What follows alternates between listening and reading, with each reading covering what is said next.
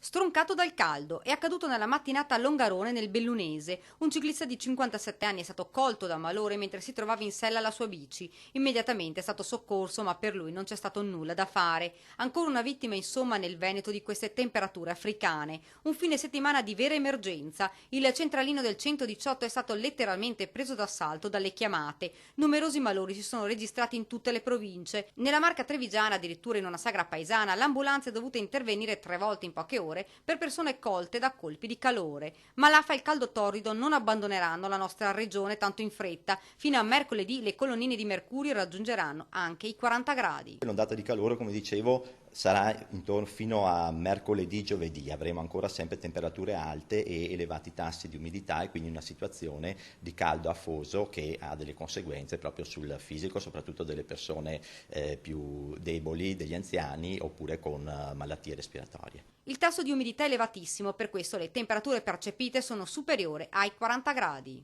Mamma e mio papà vedo che ne soffrono di più, però non possiamo fare niente. Contro l'ambiente non si può fare niente. Quest'anno sì, quest'anno in questo periodo è una cosa eccezionale proprio. Giovedì una perturbazione arriverà dalla Francia, ma bisognerà vedere se si sposterà verso est, tanto da coinvolgere anche il Veneto oppure no. Nel primo caso potremo avere dei fenomeni di precipitazione temporaleschi sulla regione e accompagnati da un calo delle temperature.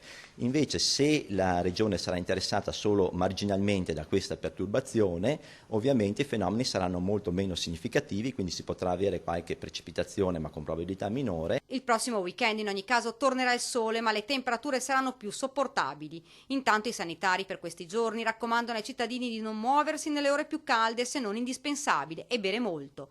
Come difendersi dal caldo? Di sicuro l'aria condizionata a casa e nient'altro, lavoriamo, aspettiamo queste ferie che arrivano e andiamo al fresco.